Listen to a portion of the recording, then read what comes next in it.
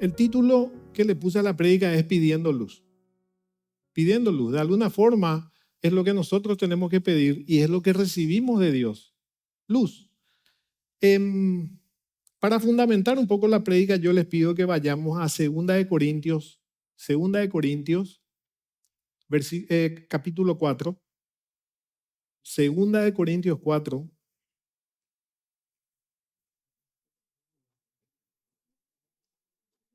Versículos 3 y 4. Dice, 2 de Corintios 4, versículos 3 y 4. Pero si nuestro evangelio está aún encubierto, entre los que se pierden está encubierto, en los cuales el Dios, en minúsculas, de este siglo, cegó el entendimiento de los incrédulos, para que no les resplandezca la luz del evangelio de la gloria de Cristo, el cual es la imagen de Dios. ¿Qué es lo que entendemos acá al leer estos versículos? Que hay un reino de las tinieblas y hay un reino de la luz. De alguna forma nosotros, desde Génesis 3 para adelante, estamos en el reino de las tinieblas. La palabra de Dios, la Biblia, habla y dice que hoy por hoy el príncipe de este mundo es Satanás. Y también habla de que nosotros estamos caídos. Vamos a ver eso. Vamos a ver. Entonces, si no hay una intervención de Dios en este mundo, como ya la hubo, es imposible que nosotros lleguemos a esa luz que necesitamos. Entonces, esto es lo que está explicando el apóstol Pablo a los corintios.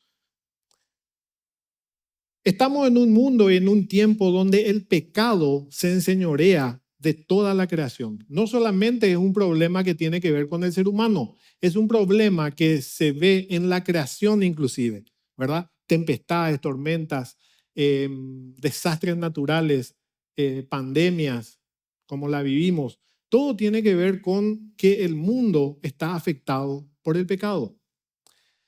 Y dentro de esa creación está el hombre o el ser humano. La misma palabra de Dios se encarga de presentar la condición del hombre desde la caída. ¿Dónde vemos eso? Y les pido que vayamos a Romanos 3. Vamos a fundamentar también lo que estoy diciendo. No es algo que se me ocurre a mí, sino que Dios nos muestra a partir de lo que Él le reveló a los escritores de la Biblia, nos muestra nuestra condición. Y el apóstol Pablo de nuevo es el que se encarga de decirnos eso. Repite lo que ya está escrito en el Antiguo Testamento. Romanos 3, versículos 9 al 12. El título de Reina Valera dice, no hay justo. Así empieza, no hay justo. Y sigue, ¿qué pues? ¿Somos nosotros mejores que ellos? En ninguna manera, pues ya hemos acusado a judíos y a gentiles que todos están bajo pecado. El libro de Romanos, desde el capítulo 1 hasta el 3, se encarga el apóstol Pablo de hacer un juicio, ¿verdad? Y les presenta a los judíos que tenían la ley y dice, ellos están caídos de la gracia. Y también habla de los gentiles o los impíos o los que no le tienen a Dios o los que no son del pueblo de Dios. Y también dice, ellos también están caídos. Entonces hace un juicio y dice, nadie se salva. Y acá viene, como está escrito, versículo 10, como está escrito, no hay justo, ni aún uno. No hay quien entienda, no hay quien busque a Dios. Todos se desviaron, a una se hicieron inútiles. No hay quien haga lo bueno, no hay ni siquiera uno. Eso se repite, lo que está repitiendo el apóstol Pablo es el Salmo 14 y el Salmo 53. Una vez que determinamos esta afirmación, vamos a pasar a desarrollar el mensaje a partir de Hechos 16. Ahí quiero que nos posicionemos en Hechos 16 porque vamos a hablar un poco de lo que aconteció en ese tiempo con Pablo y Silas y con el carcelero. ¿Sí? Vamos a entender un poco qué es esto del reino de las tinieblas y de la luz, qué es lo que el apóstol Pablo nos habla cuando nos dice, no hay ninguno justo, no hay quien busque a Dios, estamos cegados. ¿Qué es el tema, verdad? Vamos a leer. Les invito a que podamos leer Hechos 16, Hechos capítulo 16. Vamos desde el versículo 24. Vamos a leer en extenso y después vamos a ir desarrollando por versículo. Dice 16, versículo 24 en adelante, de Hechos, ¿sí? El cual recibió este mandato. ¿De quién está hablando? Del carcelero. El cual recibió este mandato. Los metió en el calabozo de más adentro y les aseguró los pies en el cepo. El carcelero recibió una orden de los alguaciles, ¿verdad? De sus autoridades.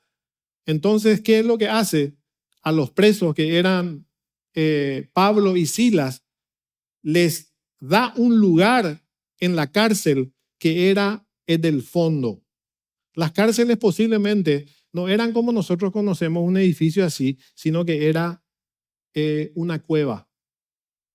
Entonces, de acuerdo a lo que decían los alguaciles o los líderes en ese tiempo, le adjudicaban el lugar donde tenía que estar. Y Pablo y Silas estaban ahí en el fondo, en el lugar más oscuro, más frío, más insalubre posible. Después de que ellos recibieron latigazo de parte de los romanos, ellos eran conducidos a una cárcel. Y recibe el carcelero esa orden. Meterle ahí en el fondo y otra vez ponerle cepo en sus pies. El 25. Pero a medianoche, orando Pablo y Silas, cantaban himnos a Dios y los presos lo oían. Entonces sobrevino de repente un gran terremoto, de tal manera que los cimientos de la cárcel se sacudían. Y al instante se abrieron todas las puertas y las cadenas de todos se soltaron. Despertando el carcelero y viendo abiertas las puertas de la cárcel, sacó la espada y se iba a matar, pensando que los presos habían huido. Mas Pablo clamó a gran voz diciendo: no te hagas ningún mal, pues todos estamos aquí. Él entonces, pidiendo luz, se precipitó adentro y temblando se postró a los pies de Pablo y de Silas. Y sacándolos les dijo: señores, ¿qué debo hacer para ser salvo? Ellos dijeron: cree en el Señor Jesucristo y serás salvo tú y tu casa. Y le hablaron la palabra del Señor a él y a todos los que estaban en su casa. Y él, tomándolos en aquella misma hora de la noche, les lavó las heridas y enseguida se bautizó él con todos los suyos. Y llevándolos a su casa, les puso la mesa y se regocijó con toda su casa de haber creído en Dios. Bueno, en el versículo 23 podemos ver que el carcelero cumple un mandato, ¿verdad? Como dije, cumple un mandato de los magistrados. Estábamos hablando de que estamos en un reino de las tinieblas y en el reino de la luz. ¿Dónde piensan que estamos nosotros sin Dios? En el reino de las tinieblas, ¿verdad? Bajo lo que el pecado nos pide que hagamos. Sin Dios, le damos la espalda al Señor. Entonces, de alguna forma, nosotros estamos como este carcelero. ¿Estamos recibiendo las órdenes o estamos siendo marionetas de Satanás y del pecado? Porque, ¿se acuerdan? No tenemos forma de conocer los pensamientos de Dios ni a Dios, ni de llegar a Él sin que Él se manifieste. Entonces, nosotros vamos cumpliendo órdenes del reino de las tinieblas, ¿sí? En Colosenses 1, si quieren anotar, Colosenses 1, versículo 12 al 13, el apóstol Pablo dice: con gozo dando gracias al Padre que nos hizo aptos para participar de la herencia de los santos en luz. Acá va explicando qué es lo que pasa con un convertido, que pasó de las tinieblas a la luz. Y dice: el cual nos ha librado de la potestad de las tinieblas y trasladado al reino de su amado Hijo. Algo tiene que acontecer de parte de Dios para que nosotros podamos pasar del reino de las tinieblas, manejado por Satanás y por el pecado, a que entendamos y veamos y vivamos en esa luz que el Señor nos ofrece. El apóstol Pablo se encarga de hablarnos de eso e inclusive nos dice que hay una herencia. Hay una herencia incorruptible y eterna. Es la promesa del Señor y es lo que nos asegura en su palabra. Hoy estamos todavía acá hasta que partamos y vamos a seguir luchando, vamos a llegar a eso. Hay un proceso que se tiene que dar, pero mientras tanto hay una promesa, una herencia para los santos en luz. También Primera de Pedro 2, versículo 9, habla de ese reino de la luz. Dice, mas vosotros sois linaje escogido, real sacerdocio, nación santa, pueblo adquirido por Dios, para que anunciéis las virtudes de aquel que os llamó de las tinieblas a la luz admirable. También el apóstol Pedro nos da esa seguridad y nos explica inclusive qué es lo que pasó. Antes no eran pueblo, hoy son pueblo, por lo que Jesús hace en la cruz y por lo que Dios Padre determinó desde la eternidad. Era algo que estaba de acuerdo en la Trinidad. Y se sustenta,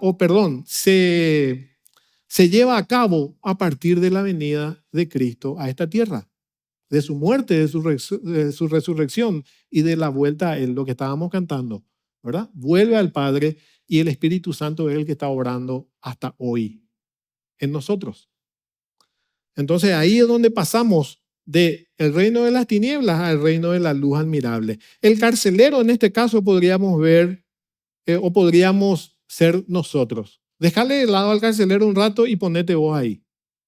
Podría ser el carcelero o antes, en tu vida anterior también. Podría ser, porque estás siendo manejado por el reino de las tinieblas, sin darte cuenta inclusive. No estoy hablando de que estés encadenado y que te obliguen a hacer lo que no querés, no. Es algo que sale, porque estamos destituidos de la presencia de Dios en nuestras vidas. Entonces hay algo, pecado. ¿Qué es pecado? Errar el blanco. Es más fácil hacer lo errado que hacer lo correcto. Ese es el ser humano.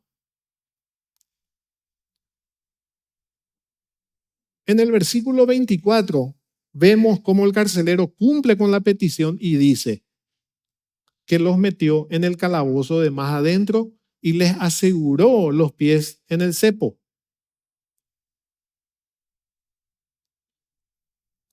Ahora, vamos a entrar un poco a analizarnos nosotros a partir de lo que estamos leyendo, ¿sí? Tus pensamientos, tu conducta, tu intimidad, lo que vos sos a partir de tu corazón y tu sentir. Muchas veces encarcelaste los sentimientos que Dios pide que tengamos por los hábitos o los sentimientos que están equivocados. Te voy a demostrar.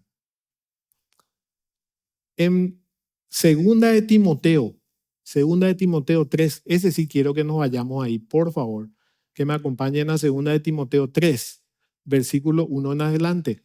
Le advierte el apóstol Pablo a su discípulo Timoteo, porque él estaba llevando adelante una empresa, era una iglesia, y bueno, tenía que entender un poco cómo era el comportamiento humano que estaba fuera de Dios. Entonces dice, Segunda de Timoteo 3, del 1 al 5, carácter de los hombres en los postreros días. Carácter del ser humano en los postreros días, que son estos, a partir de que Jesús permite que nosotros seamos lo que llevemos en esa extensión del reino. A partir de ahí ya es los postreros días, ¿sí? Y dice, también debes saber, Timoteo, esto, que en los postreros días vendrán tiempos peligrosos. Porque habrá hombres amadores de sí mismos, avaros, vanagloriosos, soberbios, blasfemos, desobedientes a los padres, ingratos, impíos. Te pido otra vez, ¿sí? Y no quiero ser pesado, pero te pido otra vez, dejarle un poco de lado al carcelero, a Silas, a Pablo, a los hebreos, a los israelitas y ponete un poco vos ahí. Y deja que Dios sea el que trate contigo. Y a medida que vamos citando estas características, te pido que seas sincero contigo mismo. ¿Cuál de estas características todavía está en vos? Libre. Amadores de sí mismos, avaros, vanagloriosos, soberbios, blasfemos, desobedientes a los padres, ingratos, impíos, sin afecto natural, implacables, calumniadores, intemperantes, crueles, aborrecedores de lo bueno, traidores, impetuosos, infatuados, amadores de los deleites más que de Dios, que tendrán apariencia de piedad, tendrán apariencia de piedad, pero negarán la eficacia de ella. A estos evita, le dice Pablo a Timoteo, y posiblemente te dice a vos también. Pero no es para que mires a tu alrededor y le evites a esa persona. No, es para que mires a un espejo y te evites en todo caso. Porque ¿saben qué pasa? El egoísmo, ¿verdad? Habla de egoísmo. Es algo que es natural en el hombre caído. Entonces, ¿qué es lo que pasa? Llevando a lo que aconteció con Pablo y Silas, que fueron encarcelados en lo más profundo de la cárcel por ese carcelero. Bueno, podemos entender también así que nuestra conducta, las características que Dios nos muestra, las características de Dios mismo, que también puede ser para nosotros, están de alguna forma encarcelados en lo más profundo de nuestro ser y no permitimos que salga. Están ahí con cepos, bien vigilados para que no determinen salir. Ese es el ser humano sin Dios. De alguna forma nos encargamos de encerrarle a las cualidades de Dios, que son transmisibles o transmitibles. El egoísmo es parte del caído. Ahora, ¿cuál es su contrapartida? La solidaridad o la abnegación. La avaricia, su contrapartida es la generosidad. El jactancioso es el humilde. El arrogante, su contrapartida es el sencillo. El blasfemo, su contrapartida es el respetuoso. El ingrato, su contrapartida es el fiel o el leal. El insensible, su contrapartida es el consciente o el sensible. Los calumniadores, su contrapartida es el sincero o el veraz. El que habla con veracidad, el que no miente, el que no maquilla alguna cuestión para destrozarle a otra persona con sus calumnias. El libertino, su contrapartida es el casto o el honesto. Los despiadados, su contrapartida es el bondadoso. Los traicioneros, los leales, los rectos. El impetuoso, su contrapartida es el reflexivo. Te repito, no sé por qué repito esto, ¿verdad? A alguno ahí le va. El impetuoso, su contrapartida es el reflexivo. ¿Saben por qué repito? Porque veo mucho eso. Veo mucho eso en las calles, veo mucho eso en la sociedad, veo mucho eso en las redes. Es fácil pues, plac, plac, plac, plac, y le destrozaste a unos cuantos ahí. ¿Acaso valiente? No reflexionás, no pensás, no das 10 segundos para que analice una situación, sino que tirás nomás allá y le destrozaste a todo ahí. Vaya y pase si son personas desconocidas, pero hacemos eso con nuestras familias. Hacemos eso con las personas a quienes amamos, que están con nosotros a nuestro lado. Tiramos nomás las frases que matan a nuestras esposas, esposos, a nuestros hijos, a nuestros padres. Vanidosos. El modesto y el sencillo es su contrapartida. Los engañadores. Su contrapartida, el sincero, el veraz. ¿Qué es lo que pasó? Nos encargamos de encerrar estas cualidades.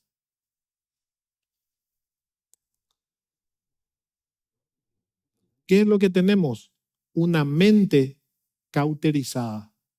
Eso representa la celda de lo más abajo, de lo más profundo, con cepos, representa el corazón o el pensamiento cauterizado. Vivimos sin darnos cuenta que tenemos todas estas características que no nos ayudan a un camino correcto. Es imposible encontrarle al Señor de esa forma. En Efesios 4:18 dice, teniendo el entendimiento entenebrecido, ajenos de la vida de Dios por la ignorancia que en ellos hay, por la dureza de su corazón. Acá explica cuál es la situación. ¿Por qué el entendimiento entenebrecido? Porque hay una ignorancia. No nos damos el tiempo para escuchar la voz de Dios, el llamado del Señor, que hace rato te está llamando para que vengas. Y así nos va, hasta que tiene que traernos de alguna forma triturados, como suele decir el pastor Emilio. Te llama con lazo de amor, pero no. Todas estas cualidades que leímos las tenés. Y una de ellas es el orgullo o la autosuficiencia. Y decís, no existe Dios. Para empezar, vos decís eso. O si de repente decís, existe, bueno, listo, pero es limitado. Y cosas así. Entonces tiene que pasar algo bien fuerte en tu vida para que puedas levantar la mirada y buscar esa luz. Es lo que pasa. Vamos a llegar a eso.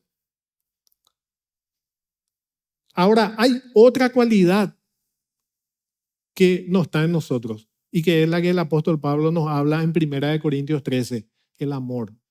Pero ese amor que Dios nos muestra, ese amor que renuncia a lo suyo, ese amor que es servicial, ese amor que da la vida por otros, ese amor que busca que el otro se sienta bien, no es en base al orgullo, no es en base a una satisfacción. Él me ama, entonces yo le amo.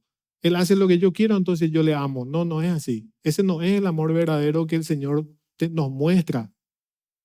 Es el amor en acción. Es el amor que implica que su hijo venga a morir en una cruz. Es acción, es determinación y es acción.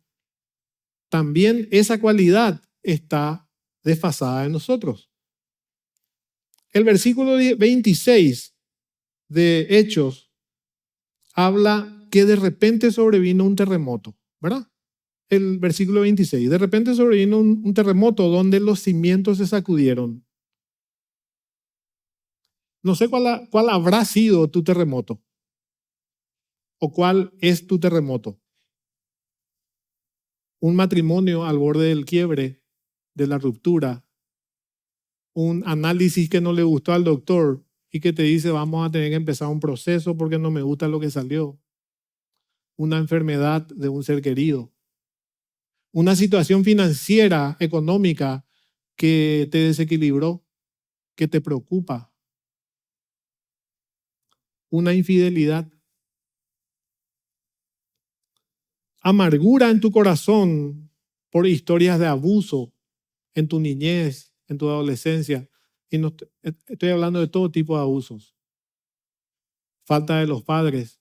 Nunca te dijeron una palabra de te amo. Nunca te dieron esa seguridad que necesitaste. Miles de cosas hay que hacen que en algún momento tu vida esté pasando por un terremoto, un temblor que te incomoda. Inclusive puede ser un vacío nomás, un vacío. No sabes qué pasa, está todo bien en tu familia, en tu entorno, en tu trabajo, todo está bien, pero vos te sentís mal. Hay un vacío que solamente Dios llena. Ese también es un terremoto que está ocurriendo en tu corazón. Es lo que pasó en esta situación de Hechos 16. Lo cierto es que en el versículo 27 dice que el carcelero se despertó y que viendo la situación trató y determinó quitarse la vida. Vio la situación, él pensó que los presos se escaparon, dice la palabra, ¿verdad? Pero lo cierto es que él determinó algo, quitarse la vida. Otra vez, trayendo a lo que estamos hablando, a lo espiritual, muchas veces, y no estoy hablando de suicidio, claro que puede ser también, Porque hay gente que toma malas decisiones. No es reflexiva, ¿se acuerdan? Y toma malas decisiones. Respeto la situación. Pero también no hace falta que sea una muerte física, sino simplemente decidís quedarte en el molde. Muerto en vida. Hubo un terremoto, estás pasando por situaciones difíciles, hay un vacío en vos, no entendés qué pasa, pero vos decidiste, como el carcelero, cerrarte. Ahora, alguien se levantó y dijo, no te hagas ningún mal. El apóstol Pablo vio de alguna forma lo que iba a pasar, ¿verdad? Había oscuridad en la cárcel, entonces evidentemente él estaba afuera y de alguna forma vio por la claridad que había, no sé cómo era la cuestión. Lo que sí que ve lo que iba a hacer el carcelero, que se iba a quitar la vida. Entonces Pablo levanta la voz y dice, no te hagas ningún mal. ¿Qué es lo que nosotros hacemos acá? Es pregonar la palabra de Dios. Y de alguna forma lo que te estamos diciendo es palabra de Dios y te decimos no te hagas ningún mal. Levanta la mirada. Buscarle al verdadero. Buscarle al que te da vida. Buscarle al que te da oportunidad. Eso es lo que hacemos. Pregonamos. No somos lo que salvamos. De alguna forma somos quienes hablamos de la palabra, enseñamos. Hay revelación a partir de la palabra de Dios y no solamente de lo que yo quiero decir o lo que se me ocurre. Entonces, de alguna forma es lo que estamos diciendo para la vida de las personas que están pasando por algún terremoto, alguna situación complicada en sus vidas. Hay salida. El carcelero escuchó la voz de Pablo. En segunda de Corintios 7, versículo 10. Segunda de Corintios 7, 10 dice, porque la tristeza que es, según Dios, produce arrepentimiento para salvación. Si es la voz de Dios el que escuchás y te dice no te hagas ningún mal, entonces el arrepentimiento que puede venir a tu vida es para eso, es para vida, no es para muerte. Porque la culpa es la que pone el diablo en tu mente y el pecado en tu corazón. Entonces te dice de alguna forma, no tenés salida. Seguí en eso. Es una mentira, es una confusión. Pero hay una tristeza, hay un terremoto. Nadie te miente. Vas a pasar por esas situaciones. Ahora, la voz de Dios es la que te lleva a una decisión correcta que te da vida. El versículo 29 habla de que el carcelero que hizo pidió luz. Y en esto va a ser el título de mi prédica. El carcelero, en medio de esa situación, viendo su situación de pobreza espiritual, de muerte espiritual, de que estaban encarcelados de alguna forma, todo lo que Dios refleja, él pidió luz. Él pidió luz. Juan 1, 9 al 13 nos da la respuesta de quién es esa luz. Juan, versículo 1, del 9 al 13. Aquella luz verdadera que alumbra a todo hombre venía a este mundo. Así le presenta a Jesucristo el apóstol Juan. Aquella luz verdadera que alumbra a todo hombre venía a este mundo. En el mundo estaba y el mundo por él fue hecho, pero el mundo no le conoció. A lo suyo vino y los suyos no le recibieron. Más a todos los que le recibieron, a los que creen en su nombre, les dio potestad de ser hechos hijos de Dios. Gloria a Dios. El Señor tenía un plan, siempre lo tuvo, lo cumplió en Cristo Jesús. La luz, la verdad, la respuesta, la salvación venía a este mundo. Ahora, ¿qué pasa? ¿Se acuerdan? Romanos 3. No teníamos nosotros la capacidad de encontrar esa luz. Él se reveló. Él se revela hasta hoy a tu corazón. Utiliza su palabra, utiliza pregoneros, utiliza situaciones, utiliza al hermano. De alguna forma el Señor te habla. Te dice, no te hagas daño. Y si vos respondés, dame esa luz, ahí empezamos un nuevo camino. Ahora, hay un proceso. Hay un proceso. La salvación se da en un instante, en un momento. Entendiste que sos pecador, te arrepentí de tus pecados, le recibí al Señor como Señor y Salvador y algo pasó en tu vida, en tu espíritu. Hay vida, el Espíritu Santo viene a morar en vos y ahí cambia las circunstancias de uno. Pero seguimos estando en este mundo caído. Seguimos estando en este cuerpo que dice el apóstol Pablo, que va a pelear contra ese espíritu que está ahí. Entonces hay un proceso de santificación que va a durar toda nuestra vida terrenal. La nueva naturaleza, la salvación, el paso de muerte a vida es en un instante. Es creer. Es creer. Te arrepentís de tu pecado, entendés que sos pecador, necesitas un Salvador y crees en Cristo Jesús. Eso es en un instante. Pero el proceso de santificación, de renovación de la mente, es constante. En el versículo 32 podemos ver que la palabra de Dios, versículo 32, la palabra de Dios, el estudio, la reflexión, hizo su parte. No solo en el carcelero, sino que en su familia también. Versículo 32. Y le hablaron la palabra del Señor a él y a todos los que estaban en su casa. Ahí está. Resume lo que es tu vida. ¿Qué estamos haciendo acá? Estamos hablando de la palabra de Dios. Abrimos la Biblia y es Dios el que nos está hablando. Está combatiendo contra tus pensamientos, contra tu ser, ¿verdad? De alguna forma puede estar limpiando alguna basura que pueda haber en tu mente, ¿verdad? Hábitos que hay. Te hace reflexionar hasta el punto de que llevas a la acción lo que aprendes. Si te quedas solamente con el conocimiento, no estamos avanzando. Porque el conocimiento es eso y solamente eso. Envanece. Ahora, el conocimiento para llevarlo a la práctica es sabiduría. Y es lo que el Señor nos ofrece. Entonces pasó eso en el versículo 32. Se le enseñó la palabra, aprende y va creciendo. Y hay algo más. No solamente vos. Sos llamado a ser luz. Tenés una luz, pero sos llamado a mostrar esa luz.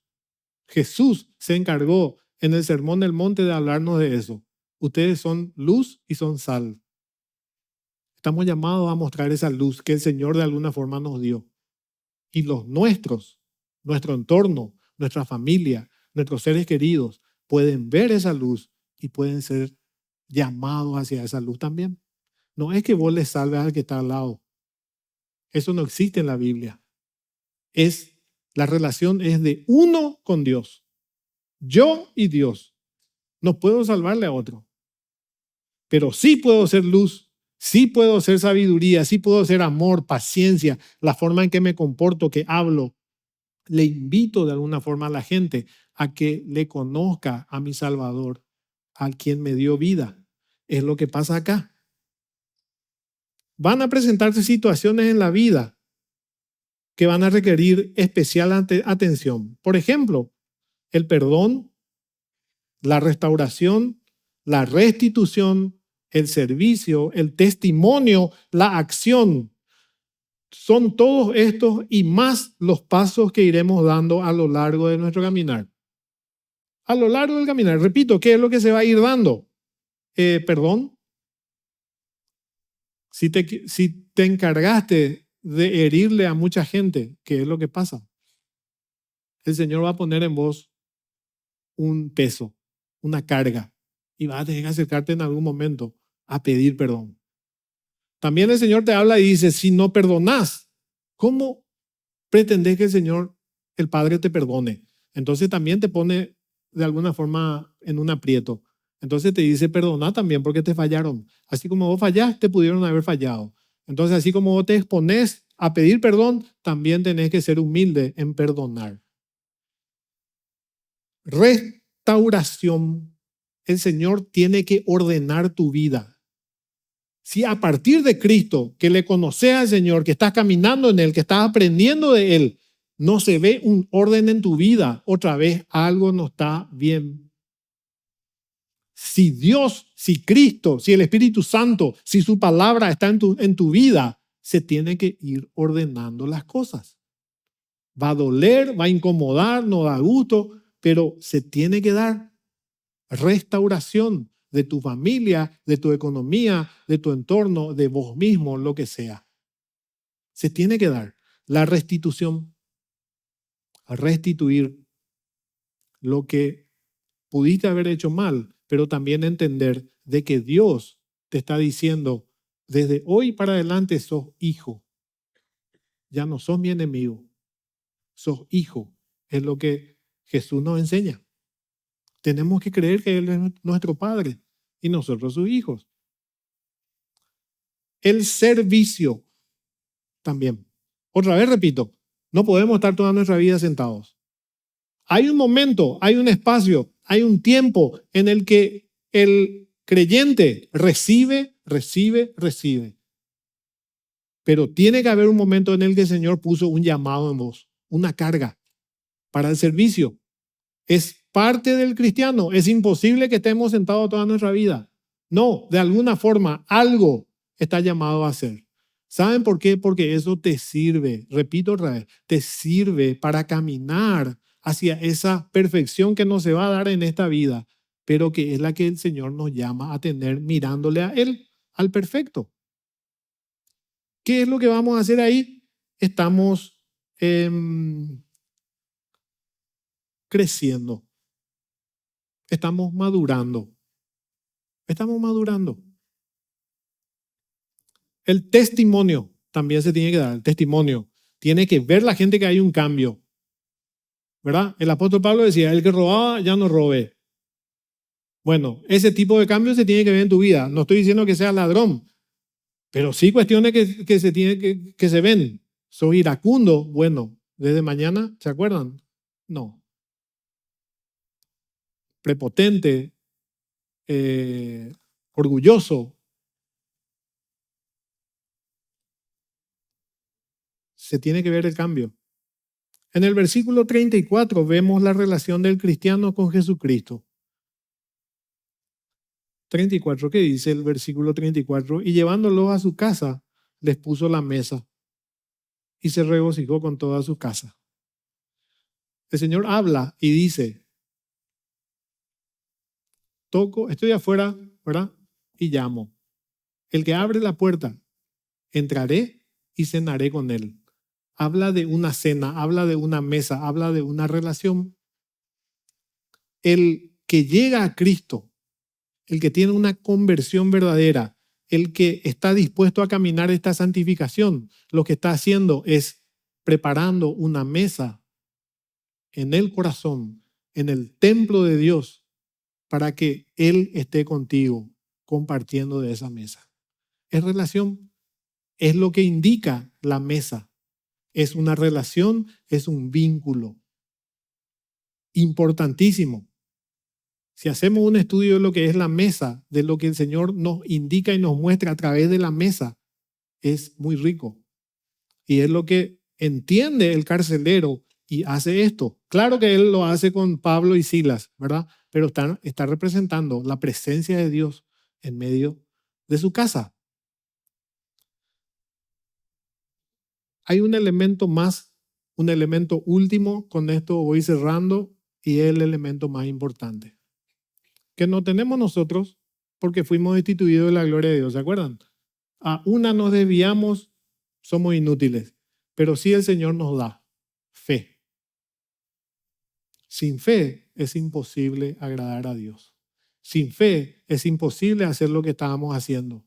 Sin fe es imposible que te encierres en tu casa y estés hablando con un amigo imaginario, como te diría alguien que no tiene fe. Es imposible. Sin fe es imposible pensar de que hay una eternidad con Dios, que es diferente a lo que nosotros estamos viviendo hoy. Sin fe es imposible pensar de que ese terremoto de tu vida puede pasar. Sin fe es imposible pensar de que a esa persona a quien perdiste, que partió, que te rompió el corazón, en algún momento puedas encontrarte con él si murió en Cristo. Sin fe es imposible, pero el Señor nos da esa fe. La muerte de Cristo en esa cruz tuvo que ver con eso también. Él es el que nos imparte, el que nos da, el que nos regala esa fe. Ahora, ese tesoro que Él nos da tiene que ser cuidado por nosotros. Tiene que ser cuidado. Los discípulos le dijeron, Señor, fortalece nuestra fe, que crezca nuestra fe, enséñanos cómo hacer. Termina estos versículos que estábamos hablando y dice que el carcelero y la familia se regocijó con toda su casa de haber creído en Dios. Perdón, a Dios. Una cosa que es similar es creer en Jesucristo. Otra cosa que va con relación a eso, pero que te va a ayudar a mantener tu fe y a que esta palabra sea viva, es que le creas a Dios. Porque van a haber circunstancias en tu vida. Van a seguir habiendo luchas, tristeza, dolor, incertidumbre, victorias. En todas ellas tenés que creerle a Dios por lo que dice su palabra. Estaré contigo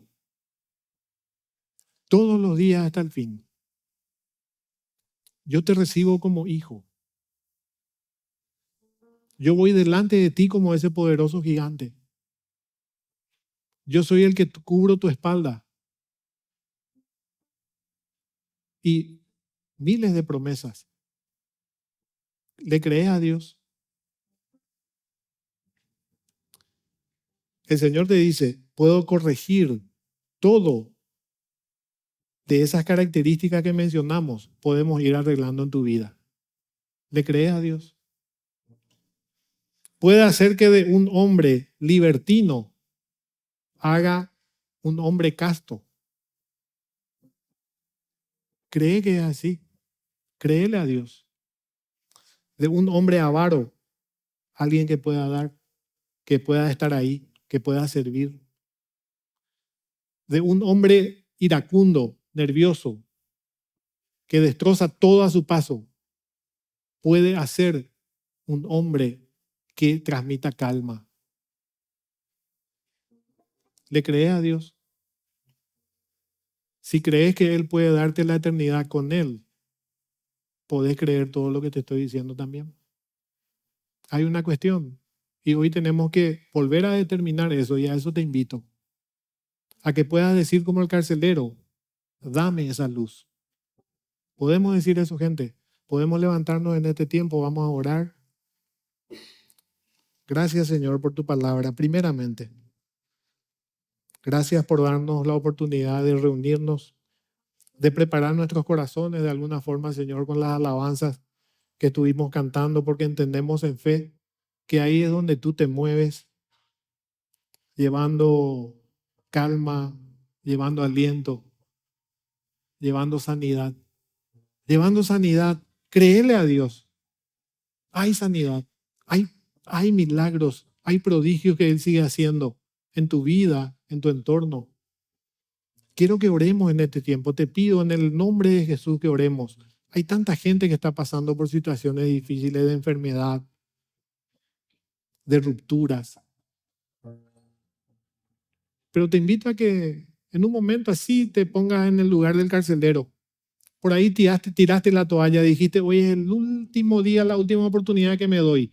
Si el Señor no me habla, ahí tengo mi espada. Espero que te haya hablado. Y abrí tu corazón. Créele a Dios.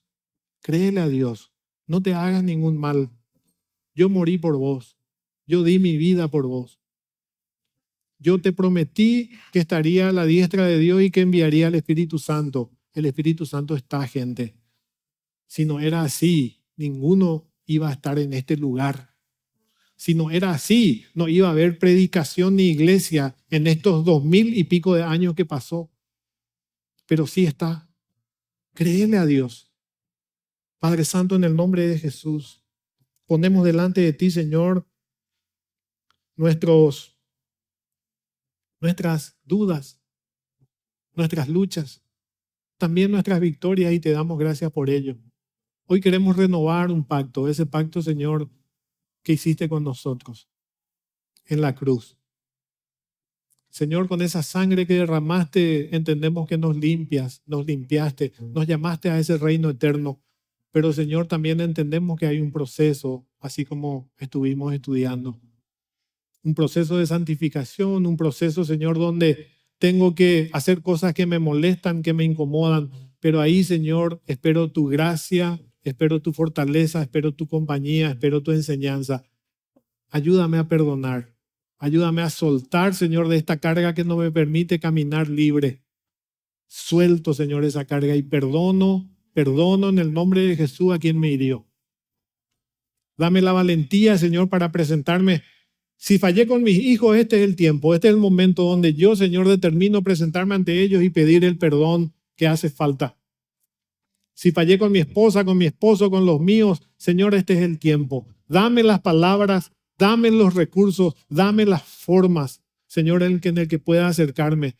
Y que ahí, a partir de ahí, haya sanidad, vida, esperanza. En el nombre de Jesús. Gracias, Señor, por tu palabra. Gracias, Señor, por ese alimento que nos diste hoy. Nos vamos de este lugar, Señor, entendiendo, así como dijimos, que tú eres el que va delante nuestro, Señor. Alienta nuestros corazones mientras caminamos contigo, Padre. En el nombre de Jesús.